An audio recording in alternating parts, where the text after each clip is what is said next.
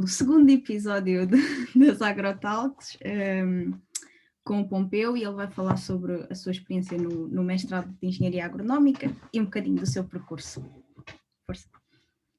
Muito bem, obrigado. Antes de mais, já comentei contigo, Maria, mas dizer que estas iniciativas fizeram falta quando eu andava no ISA. Espero não estar a ser injusto, porque também, como estava também a dizer há bocadinho, não era a pessoa mais participativa no associativismo, mas acho que não haviam coisas, ou muitas coisas deste género.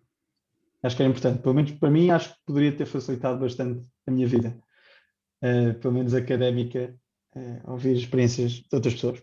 Mas bem, dito isto, o meu nome é Pompeu Paes Dias, eu tirei Engenharia Agronómica de licenciatura e Engenharia Agronómica de mestrado, e depois de fazer a minha tese já em parceria com a Consulai, que é uma empresa de consultoria agrícola, acabei por começar a trabalhar logo depois de acabar o curso. E é a empresa onde ainda hoje estou a trabalhar, já sensivelmente 3 anos, ou quase há 3 anos. Dito isto, quando tiverem questões ou dúvidas, interrompam à vontade. Podemos Eu vou aqui interromper tentar à vontade. responder. Eu tenho uma cábula à vontade. A Vânia enviou-me aqui uma cábula que eu vou tentar passar aqui pelos pontos.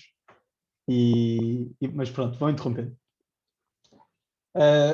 Eu escolhi a Engenharia Agronómica porque, quer do lado da minha família, da minha mãe e do meu pai, são as duas famílias de agricultores. Portanto, surgiu-me como o caminho natural a seguir, muito embora sempre tenha crescido em Lisboa e só tendo experiência com a agricultura nas férias. Mas foi sempre algo que me atraiu bastante. Era um lisboeta mal conformado, porque o que eu queria era viver lá em cima. E, aliás, começo por contar que no primeiro ano de licenciatura no ISA, fugi de Lisboa para ir para a Beira Alta, de onde é a família da minha mãe, para me dedicar à agricultura sem estudar, porque achava que as análises matemáticas e as álgebras em nada me iam adiantar na agricultura, e como sempre fui um bocadinho impulsivo, decidi um dia pegar no carro e, em vez de ir para casa, decidi meter-me à estrada. Só me conseguiram convencer a voltar para trás, já tinha passado Santarém. Mas pronto. Portanto, o meu início no ISA foi algo controverso, não comecei a gostar muito do curso, muito porque sempre fui uma pessoa muito prática, não era um bom aluno, nem no secundário, nem na parte da licenciatura. Sempre fui muito expedito e achava que a nossa licenciatura tinha, pronto, a componente teórica muito forte e era importante, obviamente, mas depois quando a parte prática era muito deficitária, e isso Fomos todos enganados um desencorajava. bocadinho. Não é? Eu acho que é um bocadinho para separar o trigo do joio na fase de licenciatura, porque eu ouvia colegas meus e amigos meus que estavam noutras universidades que tinham cursos um bocadinho mais técnicos, um bocadinho mais práticos, e via-os andar a trator todos os dias, e tinham as hortas, e tinham os planos de fertilização, e eu via, não só olhava para mim, e quanto muito tinha uma cadeira ou outra, tínhamos a horta, mas era preciso uma componente teórica e uns livros, e estudar e justificar as decisões de uma forma tão teórica que não era muito apetecível. Portanto, diria que o meu percurso de licenciatura foi tudo menos brilhante. Acho que gostei muito, aproveitei muito a componente prática, aproveitei muito a parte social de andar no ISA, a parte de ser um lisboeta com contacto com depois pessoas de toda a parte do país. Essa parte aproveitei muito, visitei muitas explorações agrícolas de amigos meus, aproveitei por lá trabalhar também, fazer os trabalhos de grupo sempre possível, mas diria que a componente teórica e as cadeiras mais pesadas foi um bocadinho o pesadelo. Mas com um bocadinho de esforço lá consegui acabar a licenciatura, e antes de a acabar decidi também que devia fazer o programa Erasmus. Eu acho que aqui é um dos primeiros pontos que deixo, é importantíssimo conhecermos outras realidades e nós no ISA, não sei como é que está agora, mas pelo menos quando eu andava era uma faculdade completa, com esta componente muito teórica, e a meu ver muito virada para dentro, com pouco contacto com outras realidades ou com outras práticas. Acho que se calhar um ensino muito pragmático, há uma maneira correta de se fazerem pronto, arranjar soluções técnicas e não é o caso, há muitas soluções, há muitas realidades diferentes e acabei por candidatar para a Itália. Aliás, candidatei-me para 5 sítios, mas fui colocado na primeira opção em Itália, em Bolonha, mas achei que era muito parecido, achei que a Itália era muito semelhante ao nosso clima, um clima mediterrâneo, e tinha um bichinho da América do Sul, mas na altura não havia protocolo com a Faculdade de Agronomia da Universidade de Buenos Aires. Tínhamos com o Chile, tínhamos com o Brasil, mas não tínhamos com a agronomia, com a Argentina. E então decidi tentar, ou seja, já estava colocado em Bolonha, mas decidi entrar em contato com eles. Foi um grande filme, mas resumindo a história, acabei por ligar para lá, eles dizerem que era super bem-vindo e que tinham imensa vontade de receber portugueses que ainda não tinham recebido. E foi muito fácil, porque a faculdade lá é gratuita, portanto, a questão das propinas e destes acordos multilaterais com as faculdades foi muito simples, foi uma questão de fazer as equivalências, fui eu que as fiz, aviso desde já para os interessados em irem para a Universidade de Buenos Aires, não é uma faculdade fácil e é preciso ter cuidado com as equivalências que criam ou com as cadeiras em que se inscrevem, porque eu pensava que era fácil, não sei, pelo menos falava com os meus amigos de gestão e que iam para lá estar e diziam que eram dada e faziam tudo com 20 e bem. Então eu decidi, faltavam aí umas 7 ou 8 cadeiras para acabar a licenciatura, inscrevi-me, ainda pus mais equivalências e acabei por escrever para aí a 10 cadeiras, pensar que ia limpar aquilo fácil.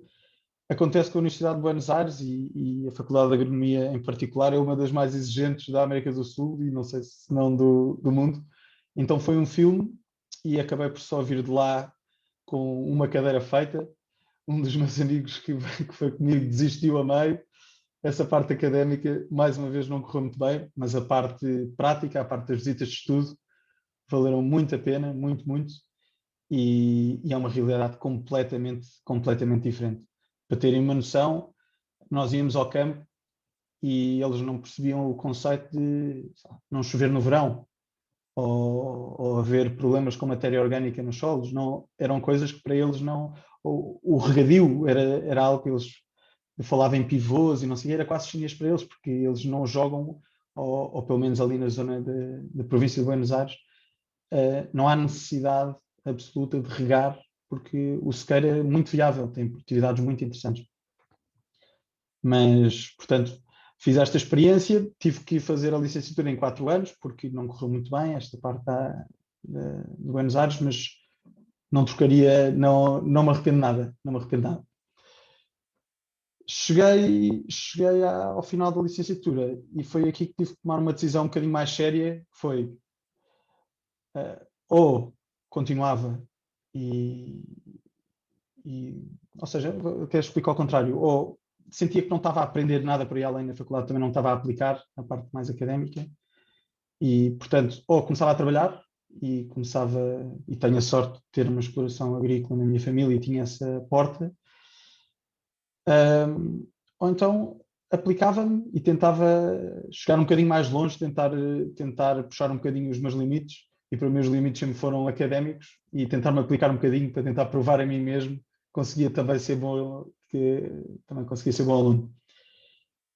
E depois de uma meditação ou de uma reflexão muito profunda, decidi dar uma hipótese a esta minha versão mais estudante, e correu muito bem, e ainda bem que o fiz no ISA, por uma razão não tão boa, mas é porque eu acho que o mestrado de Engenharia Agronómica do ISA é muito semelhante com a licenciatura. Portanto, para quem não prestou muita atenção às aulas na licenciatura, o mestrado é uma ótima oportunidade de se redimirem, porque vão rever as matérias todas e as cadeiras são muito semelhantes. E, portanto, eu tive essa sorte de poder ter um aproveitamento melhor em cadeiras como solos, nutrição vegetal, todas essas que me passaram um bocadinho ao lado na licenciatura. Mas achas que te trouxe mais do que a licenciatura? Imagina que o aluno tivesse prestado realmente atenção à licenciatura inteira. Sentes que o mestrado valeu a pena, que te trouxe mais? Que completa Pronto, não um sou a bocadinho melhor pessoa mais para o responder. cronograma. Eu acho que sim. Ou seja, não é a mesma coisa.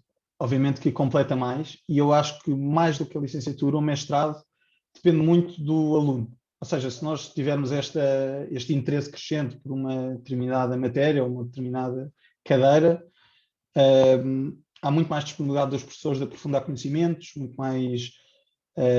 Podemos realmente explorar algumas matérias que nos interessam mais e podemos nos focar mais.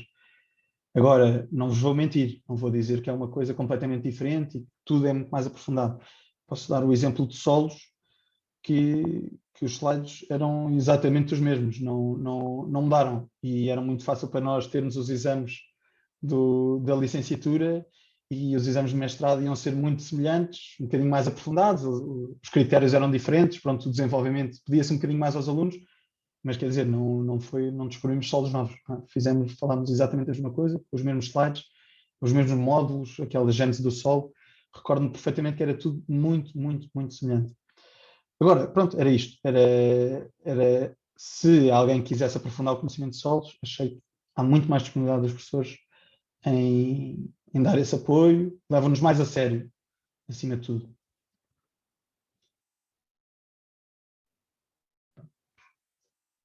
Aqui, se calhar, eu entrei numa fase de transição no mestrado em que não se.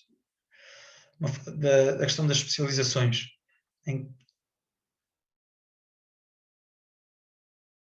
Desculpem, estão a ouvir? Estamos a ouvir bem. Sim. Estou a ficar sem bateria nos fones.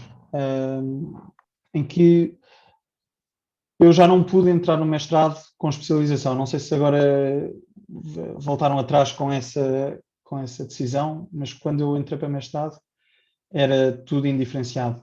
Ou seja, podíamos escolher, havia um tronco comum, antigamente nas especializações era assim, um tronco comum, e depois tínhamos as opcionais, que se escolhêssemos uma especialização, as opcionais eram obrigatórias para essa especialização. O que aconteceu no meu ano foi que todas as opcionais eram opcionais. Portanto, eu podia ter desde a parte da agronomia tropical, de uma economia agrícola, podia escolher um bocado como um buffet de cadeiras. O que, a meu ver, não foi...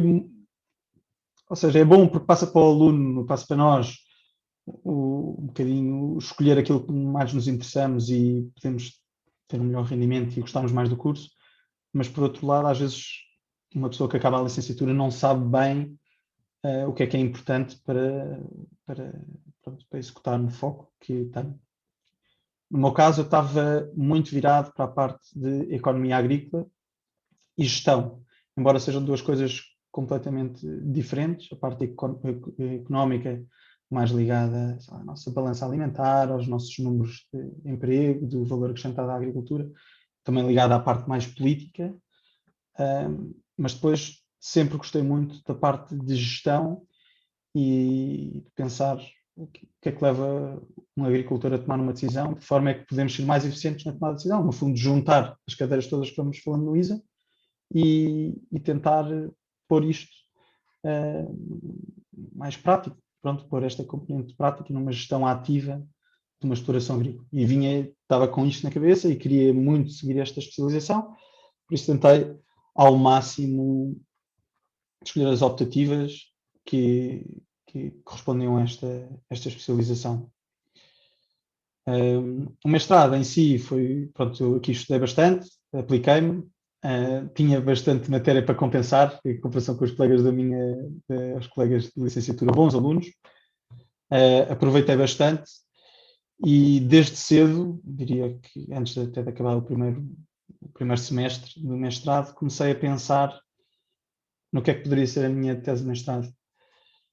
E acho que isto foi uma boa decisão que fiz, porque, pronto, como repeti um ano, já tinha colegas meus que estavam um bocadinho mais à frente e via que colegas de engenharia agronómica, mas de outros cursos também de gestão, todos eles que faziam uma tese de mestrado e não um relatório de estágio, e os que eu via que tinham mais sucesso na saída profissional, eram aqueles que faziam uma tese de mestrado, mas já a resolver um problema ou de uma empresa ou de uma exploração agrícola, enfim, já uma tese de mestrado muito virado para a componente prática, que pudesse, eu dizia a brincar, que cortar a 45, ou podar a 45 graus em vez de 90 graus o ramo da oliveira conduz a um aumento de produtividade de 13% em média. Quer dizer, são resultados sempre ótimos e é ótimo nós avançarmos com a comunidade científica, e a tese de mestrado permite-nos isto, explorar e investigar.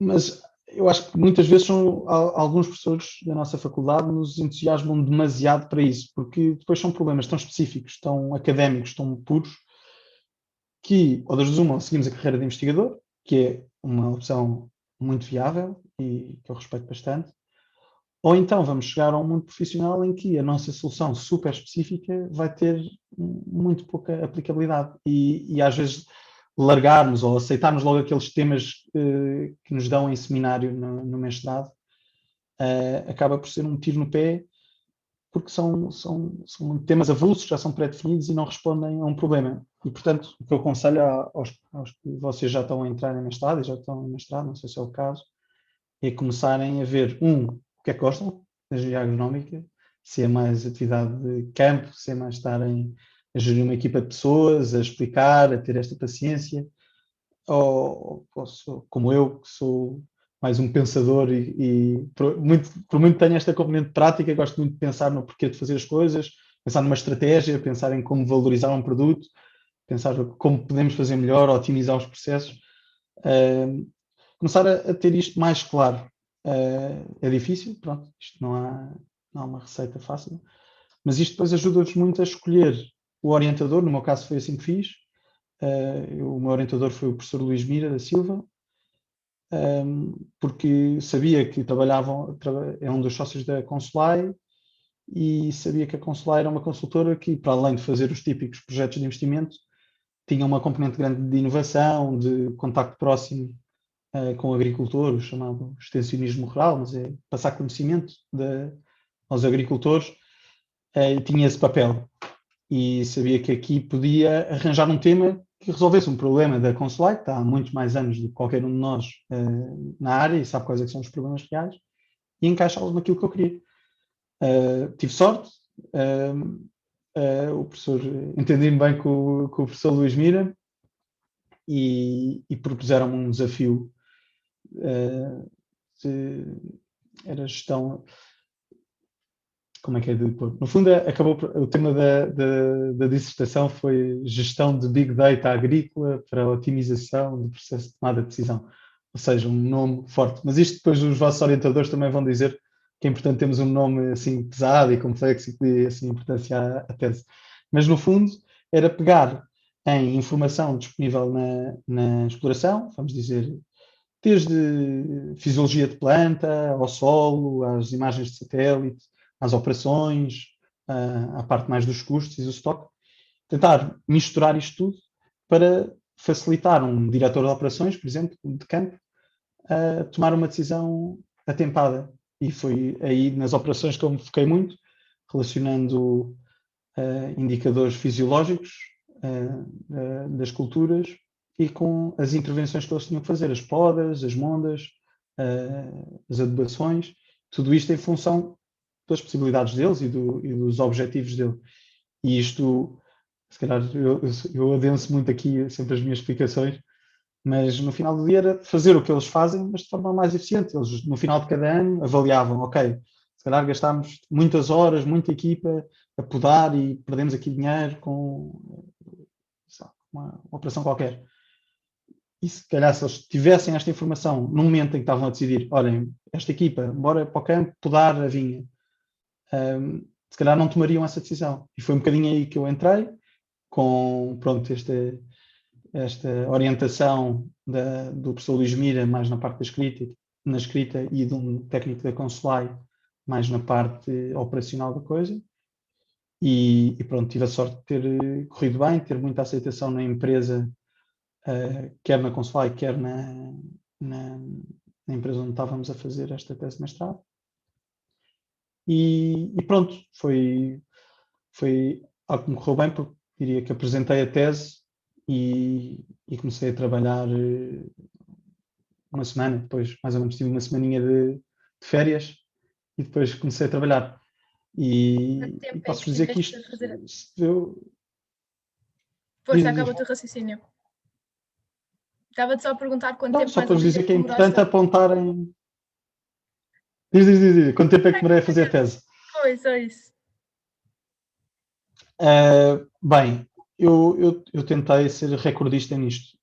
Fiz uma revisão bibliográfica muito completa, porque esta tese de mestrado assemelhava-se muito a um relatório de estágio. Eu tinha que diferenciar muito isto de um relatório de estágio, porque eu queria ter uma dissertação, eu queria avançar com esta parte da análise de dados, que nem é bem reconhecida como ciência agronómica ainda, mas e a meu ver, e na minha experiência agora profissional, esta questão dos dados é tão ou mais importante do que sabermos sobre nutrição vegetal, porque os fatores limitantes já são cada vez menos as nossas variedades, os nossos adubos e as nossas práticas, e muito mais as nossas decisões e o quão informados é que estamos. Mas respondendo à tua pergunta, diria que demorei 3 meses a fazer a revisão bibliográfica e depois a parte prática demorei um bocadinho com avanço e recuos. Não sei, se calhar 6 meses no total, por aí, depois com revisões de escrita. A parte prática comecei a fazer antes. Sim, com algum apoio da empresa. Eu fiz em casa e tinha algum apoio. Já usávamos aqui estas tecnologias de videochamadas e etc. para esclarecermos uma data de dúvidas. E fiz muito também no campo, ir lá visitar, porque, embora se calhar com a minha conversa possam ficar com a ideia que a agricultura se pode fazer no escritório, não é verdade. Até consultores como eu temos que muito regularmente ir ao campo, perceber os desafios e perceber a realidade prática, porque não se faz só pelo computador. Agora, o computador é uma ferramenta que, a meu ver, é crucial para qualquer negócio e mais em tipos de negócios que não os usam, que não os costumam usar. Portanto, foi isto. Diria que 6 meses foi o tempo que demorei.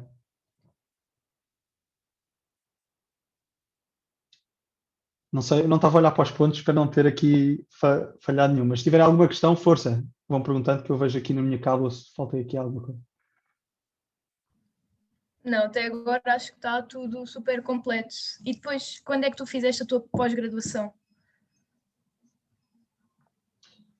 É uma ótima pergunta. Foi mesmo no final do meu estágio.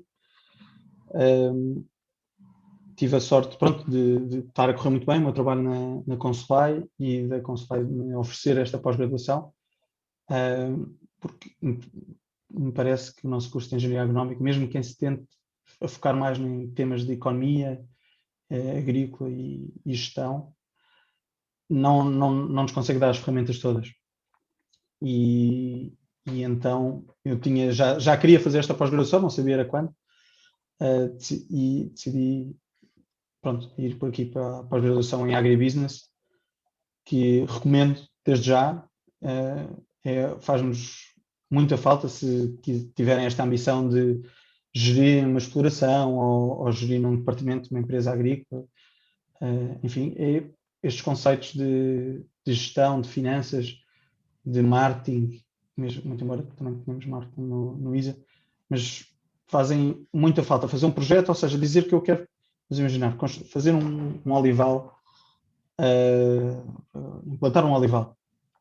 Isto em qualquer área de negócios. Se eu fosse dono de uma indústria e dissesse que quero abrir uma fábrica, uma pessoa de gestão industrial sabe que uma das partes importantes é o plano de negócios e ver quais é que são as limitações a nível financeiro, porque no final do dia, obviamente, nós produzimos alimentos, somos agricultores, mas precisamos de uma rentabilidade económica, portanto é um negócio.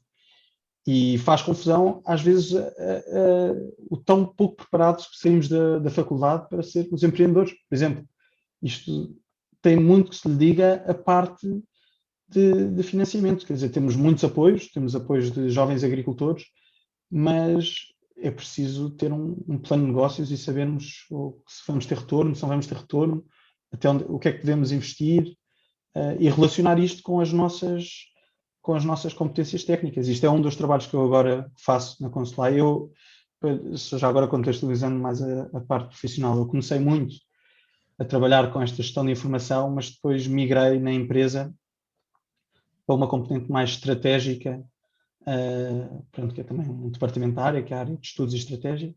Basicamente, para quem não sabe, uma estratégia, no fundo, é dizer que estamos aqui, ambicionamos estar ali, o que é que temos que fazer para lá chegarmos? O que é que temos que mudar?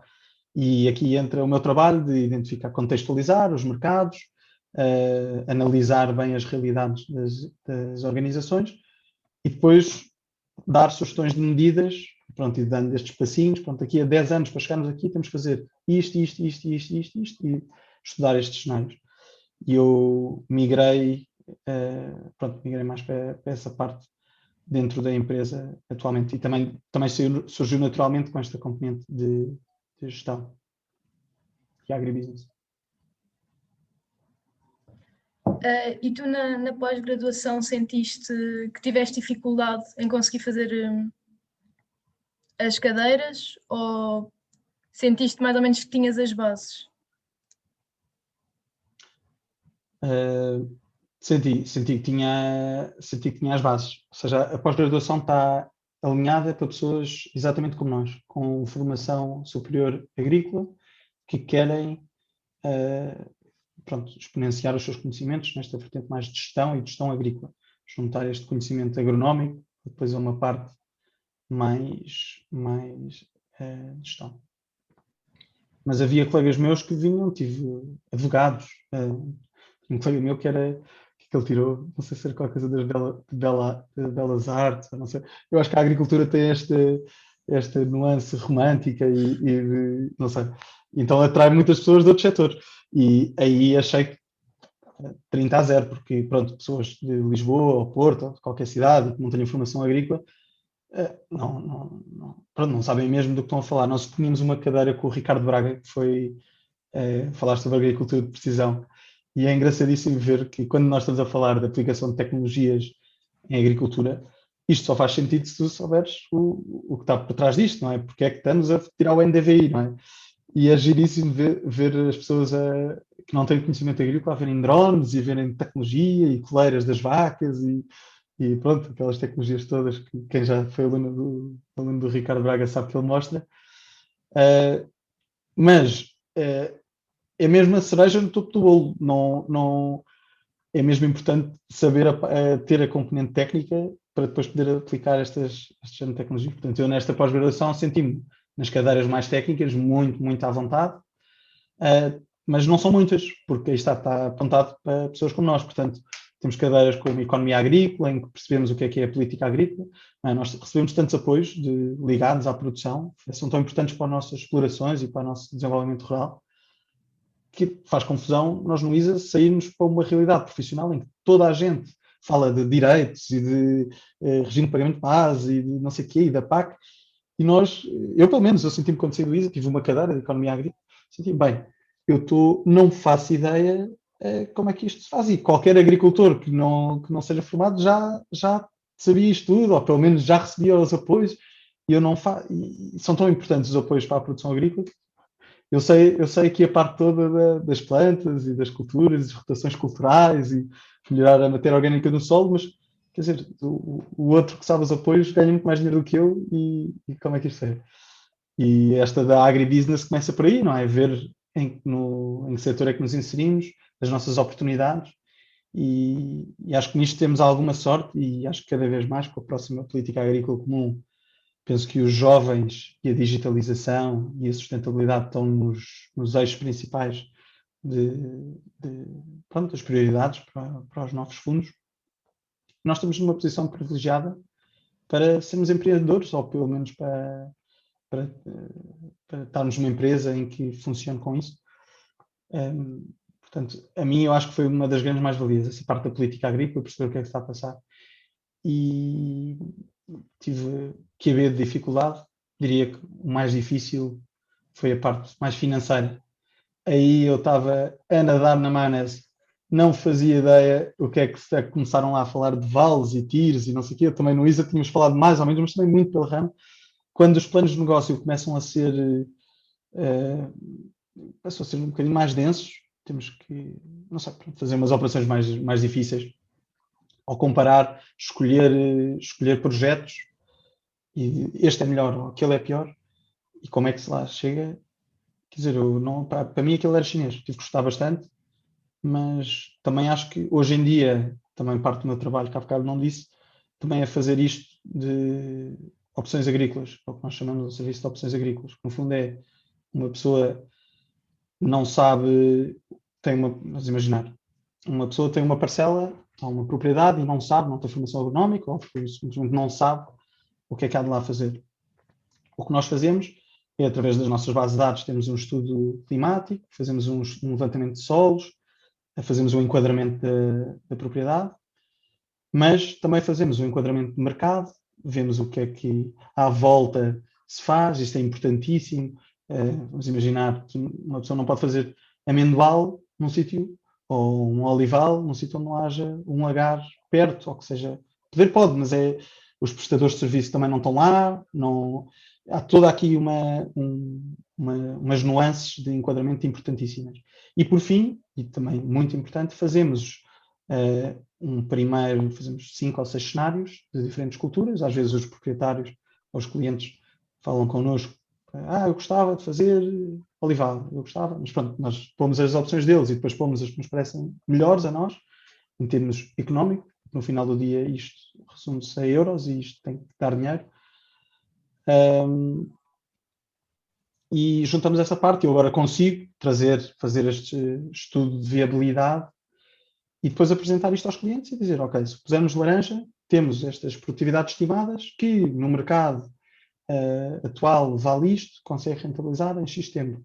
Mas atenção que tem o risco de precisar de comprar um trator ou um pulverizador melhor porque não tem prestadores de serviço perto e quando precisar de tratar, eles vão estar a tratar noutro sítio, portanto não vão chegar a tempo para tratar aqui. Portanto, eu acho esta componente para mim, pronto, é das partes que mais gosto da agronomia, esta tomada de decisão e englobar mais esta parte de gestão. E acho que sim, uma pós-graduação para quem queira gerir um negócio ou quem queira aconselhar outras pessoas, sendo dentro de uma empresa ou mesmo como consultor, acho que mais tarde ou mais cedo vão sentir esta limitação, porque aparece-nos um gestor que destroca isto e pronto, o conhecimento técnico só vai até certo ponto, depois isto acaba por ser negócios e faz mesmo falta. No nosso ano, principalmente, está muita gente interessada nesta pós-graduação. Sim, também tenho sentido isso. E se calhar saímos todos um bocadinho da licenciatura a saber fazer uma preparação num laboratório, mas nessa área estamos todos na nuvem, não é? Assim, um bocado no escuro. Exato. É verdade. Foi exatamente o que eu senti. Agora, eu também acho que é algo que se calhar deviam trabalhar um pouco antes de irem para uma pós-graduação. Deixámos de falar, Pompeu. Sim.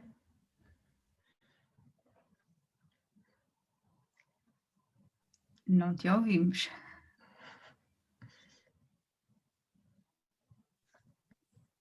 Ouvem-me outra vez? Agora sim. Desculpem lá, estou a ficar sem bateria e isto de vez em quando desliga e volta a ligar.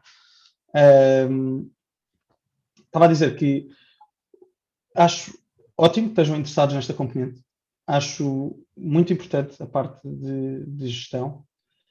Agora, e de marketing, e de colocação de produto, e de marketing, normalmente nós não olhamos para o consumidor, nós começamos a pensar numa exploração, ou num negócio agrícola, ao contrário do que outras pessoas em qualquer outro setor da economia fazem.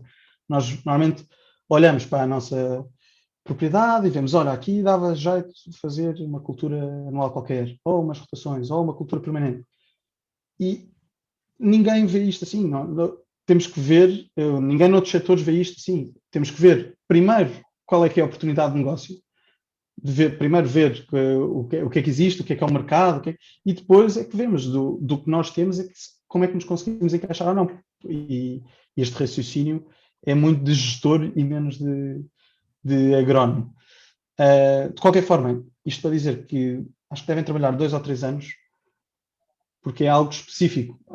Para ter uma noção, eu era dos mais novos, ou se não o mais novo, a fazer esta pós-graduação. Todos os meus colegas podiam trabalhar em empresas do setor, tinham empresas de azeite, grupos grandes, ou de tabaco, também grupos grandes.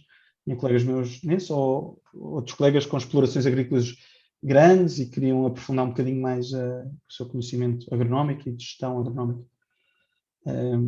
Mas todos eles partilhavam já uma certa bagagem profissional e sabiam que era aquilo que queriam.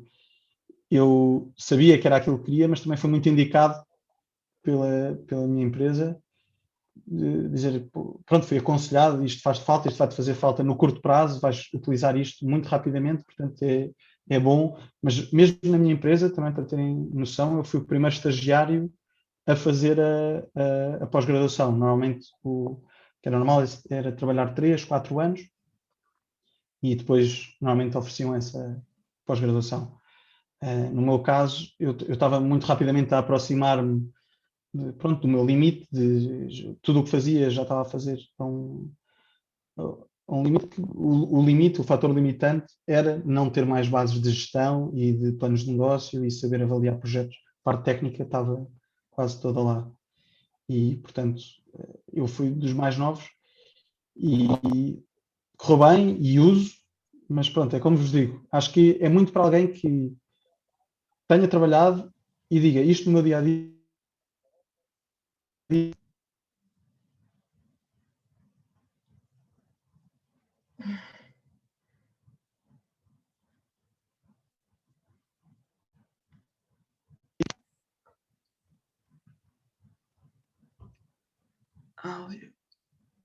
Estão-me a ouvir? Já te estamos a ouvir. Sim. Boa, desisti dos fones. Fico um bocado com a marca dos fones, mas acho que assim é mais fácil. Pronto, é muito isto. O que eu aconselho é, sem dúvida, é um fator limitante, não temos esta parte de gestão, mas é preciso gostar. E é diferente de agronomia, não é a mesma coisa. É números, perceber de mercados, é um bocadinho diferente, não é técnico. Portanto, aconselhava trabalharem primeiro e verem do que gostam, se vêem numa posição mais, como disse logo no início, mais técnico de campo, que pronto, em muitos de nós é uma paixão, ou se vêem numa posição em que, percebendo o que se passa no campo, gostavam de melhorar a produção, ou isso também é o técnico, mas pronto, numa estratégia mais organizacional, eu penso que isto é uma posição mais executiva, é importante pronto, uma formação nesta área. Sim, e é importante que agora os da nossa geração se importem com isso, porque muitos esquecem, a maior parte das pessoas, que a agricultura é uma atividade socioeconómica, tem que dar lucro. E muitas das pessoas metem-se na agricultura, como estavas a dizer, sem pensar, e depois, será que consigo ter mercado? Será que consigo ter meios para transportar? Ter mão de obra? E muitas das pessoas metem-se na agricultura sem pensar nessas coisas. Por isso é importante que nesta geração se comecem a importar com este tema e que queiram realmente aprender. E eu ficar surpreendidos, eu não posso, pronto, obviamente contar muito, não é? Mas ficariam surpreendidos do mindset do empreendedor agrícola, no início. O que é que são as prioridades dele? E para mim, pessoalmente, pronto, acho que isto ninguém me verá a mal, às vezes assusta-me a ideia romântica da agricultura e não levar tão a sério como qualquer outro negócio, não é? Eu comparo muito como uma fábrica.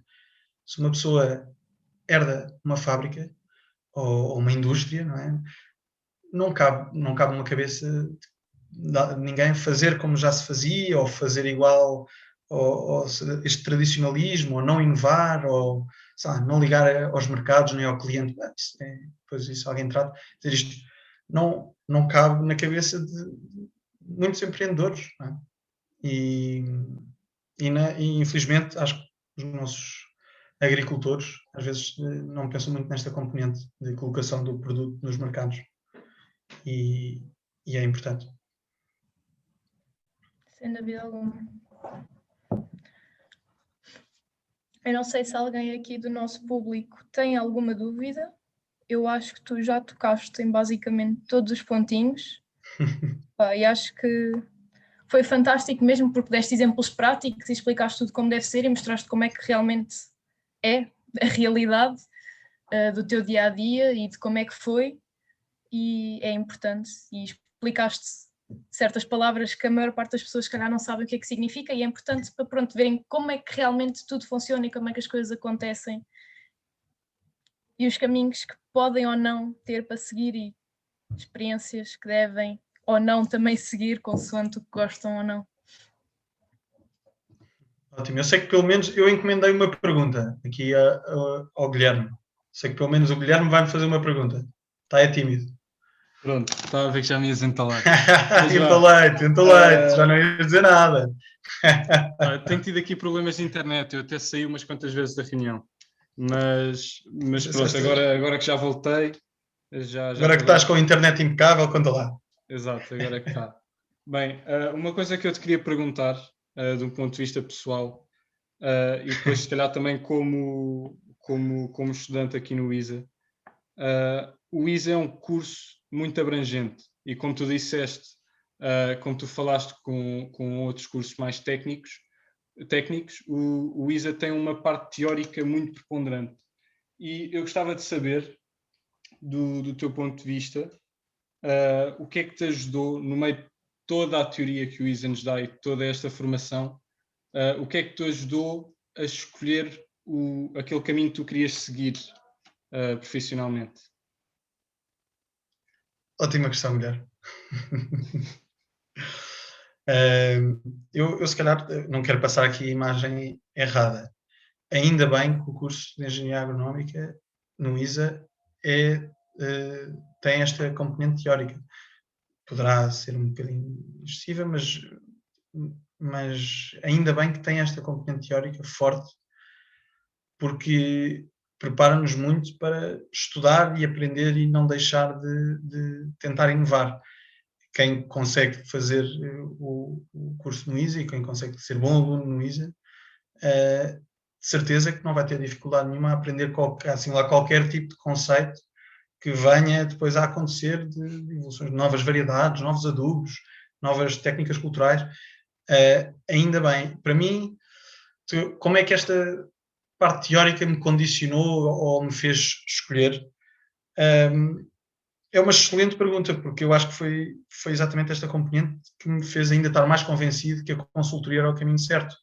Porque, em comparação com... Espero que não esteja aqui ninguém de outras faculdades e depois não leve isto mal, mas em comparação com o que eu via que era o conhecimento agronómico teórico, o porquê das coisas estarem a acontecer, em comparação com outros colegas meus, via que eu e todo o meu ano do ISA estávamos um furinho acima.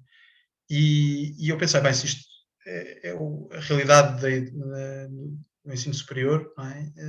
A realidade da agricultura, e também tinha esse contacto, ainda é mais deficitária em conhecimento e em teoria, porque a prática, eu acho que isto até a Vitória disse na semana passada, a prática é importantíssima e fundamental, mas é muito rápido de assimilar.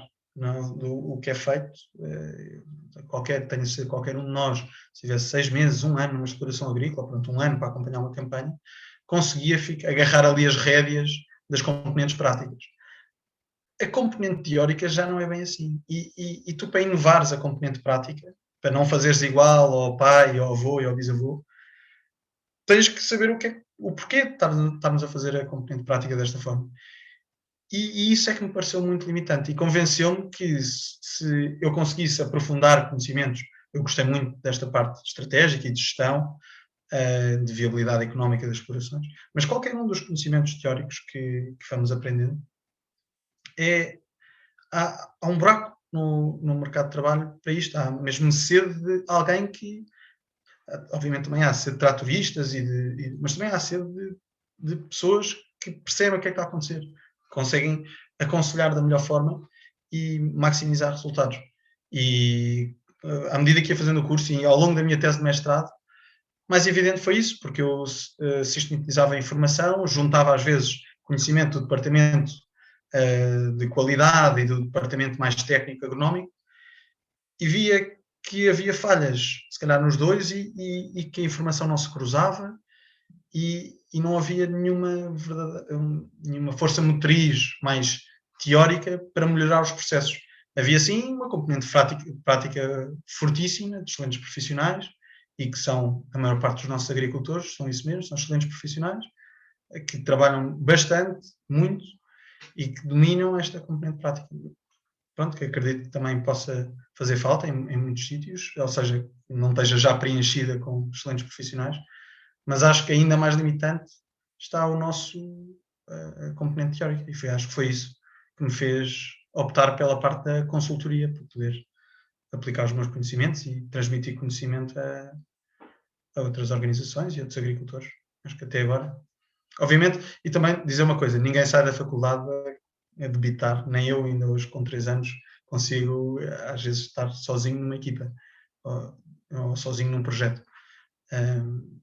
Mas pronto, foi essa parte da teoria que me fez ingressar para a parte da consultoria. Bem respondido ou não? Muito bem, muito Parecido? bem. Não, porque eu achei interessante aquele ponto de vista que tu falaste quando no início da formação e tu começaste a ver então amigos ou colegas que estavam mais ligados à parte prática e achei interessante essa tua mudança de modo de pensar, da importância então daquilo que tu estás a aprender, não só na prática, mas também de um ponto de vista de tentar entender o mundo envolvente e não só aquela vertente de pôr as mãos na massa, que também é preciso, mas como tu disseste, perceber porque é que se está a fazer e o que é que corre mal, o que é preciso fazer para correr melhor e pensar no futuro e na inovação. Sem dúvida, sem dúvida. Só para contextualizar aqui os restantes, o Guilherme é meu primo e pior do que isso, vai ser quem me vai destornar como o melhor agrónomo da família. Portanto, a minha relação não é fácil desde que ele entrou no ISA e pronto, tento ajudar o mínimo possível mas bem, enfim, ele vem a estas palestras e eu não posso não falar. Não? Também não é propriamente difícil de se tornar, não é? Eu tenho uma pergunta, porque fizeram esta pergunta a semana passada e acho que também deverá ser interessante na tua área. Há muita gente a ponderar fazer mestrados de engenharia agronómica ou só de agronomia noutras faculdades a nível nacional e a nível internacional. Sentes que ainda hoje o mercado português valoriza os engenheiros agrónomos formados em Portugal e de certa forma os do ISA, ou sentes que é um estigma que já passou à história? Isto um bocadinho na sequência da pergunta do Guilherme. Sim, depende muito do que mercado de trabalho estamos a falar, mas eu acho que, regra geral, ter uma experiência fora, seja um mestrado inteiro, seja um intercâmbio, é muito valorizado, mais do que pelo conhecimento técnico, até mais pela mostrar esta facilidade, dominares outro idioma, normalmente, e 2, por ser uma pessoa com mais mundo, diz muito, uma pessoa que viaja, ou que, mesmo que seja por Portugal, ou diz muito sobre uma pessoa, sobre esta questão do mundo, da abertura a novas ideias. Quanto à componente teórica e ao nosso mestrado, a comparar com outros mestrados, a componente teórica, eu digo a componente académica. Sim, eu não acho que o mestrado do ISA seja dos melhores do mundo ou da Europa. Acho que temos melhores alternativas. Lembro-me da Wageningen, que é um excelente mestrado na melhor ou das melhores faculdades do mundo e que é relativamente de relativamente fácil acesso. Claro que pressupõe-se uma certa disponibilidade financeira, que às vezes nem todos temos. Mas eu não desprezaria o mestrado do ISA porque é cá em Portugal. E a parte de tu estudares no teu país, que tem o teu clima, as tuas realidades, as tuas pessoas, a tua economia, também é uma mais-valia. não sei, eu diria que esta parte da componente técnica, só para muito poucos, para um mercado, para um nicho no mercado de trabalho, é que importa. Depois, a parte de sair e ter mundo e conhecer outras realidades, eu acho que importa muito mais. Eu estive envolvido num processo de recrutamento para a Consulai e fiz dezenas de entrevistas. Espero que nenhum de vocês, mas fiz dezenas de entrevistas a muitos também alunos do ISA. E um dos critérios que olhava era sempre se a pessoa tinha estudado fora, se tinha feito Erasmus, ou se não, se tinha viajado, ou se depois na conversa nos dizia isso, porque faz mesmo diferença, conhecer outras realidades faz-nos crescer, e acho que é mais por aí, respondendo à tua pergunta, Vitória, menos, acho que foi bem respondido. Foi, tens 10 pontos na tua avaliação. 10. Dizer aqui. É no ACEI. E outra coisa, só porque eu não percebi ao certo, se fosse hoje e se tivesse essa opção quando ingressaste no mestrado, terias escolhido um mestrado com especialização ou manterias a tua opção de fazer o mestrado geral para dar mais amplitude no mercado de trabalho? Eu não tive essa opção, eu fui obrigado, eu tentei fazer economia agrícola, mas já não havia e depois tive que fazer sem especialização. Portanto, se fosse hoje, e se houvesse, ia para a especialização, sem sombra de dúvida. Acho que, mas aí está, eu acho que isto depois poderá depender de pessoa para pessoa. Eu já gostava do tema e sabia que me via mais ali. Para alguém que queira manter o leque de opções aberto, vá sem especialização. Eu diria que isto conta muito pouco para quem contrata uma pessoa saída da faculdade. Acho que conta mais para quem está, porque vais estar com cadeiras de costas mais, que vais aprender mais, vai fazer de ti um melhor profissional. Acho que é mais uma vertente de cada um do que propriamente uma pessoa sai do ISA e eu não estou... este agora fez especialização em viticultura e o outro fez especialização ou sem especialização. Então, o outro é muito melhor em viticultura. Eu não sei se existe a viticultura, mas, quer dizer, a especialização pronto, dá uma ideia da orientação da pessoa, mas eu acho que depois não diz muito mais do que isso, sem ser, pronto, que é mais interessada por essa área. Acho que não é um fator diferenciador, não vão ficar sem emprego por escolherem sem especialização. Agora, se calhar podem gostar mais do curso se escolherem uma especialização. Gostam. Na minha perspectiva, na minha humilde perspectiva. É só que fizeram essa pergunta a semana passada, é só também porque... Mas, Vitória, essa pergunta foi péssima. Essa também não gostei, não foi uma boa pergunta. Se pudesse evitar perguntas desse calibre... Não, imagina, porque a maior parte deles, para não arriscar dizer todos eles, só porque vejo aqui a Maria que já escolheu a especialização dela e já acabou, a maior parte deles estão nesta indecisão de escolher o geral, de escolher uma especialização. E acho que, pronto, que já ouviram de mim e acho que também era bom ouvirem de ti. Isso, só isso. Mas pronto, já não intervenho mais, que é para não te deixar... Podes intervir quando quiseres, mas pronto, peço desculpa. Isto é a resposta do engenheiro, não é? O depende. Isto depende sempre, depende.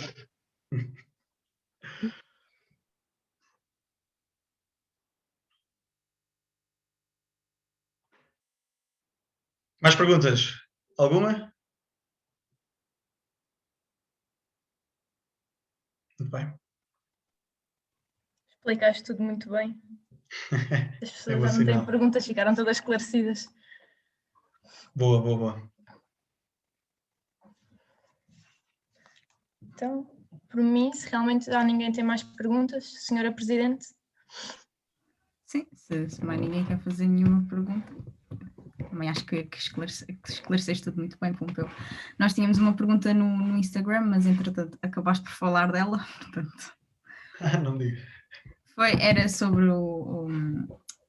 a pós-graduação, se era realmente uma mais-valia. E acho que explicaste muito bem que sim, que faz sentido. Sim. Boa. Fico contente. Obrigado. Resta-me agradecer o convite e se precisarem de alguma coisa ou de alguma opinião ou de algum conselho, no melhor das minhas capacidades, tentarei sempre ajudar. Portanto, conta comigo. Obrigada a nós por tua disponibilidade. Nós é que agradecemos, sim. Obrigada. Bem, então vá. E até uma próxima. Até uma próxima. Até a Adeus, com próxima, licença. obrigada. Obrigada Obrigado. e obrigada ao Nagro por estar a organizar estas palestras. Obrigada.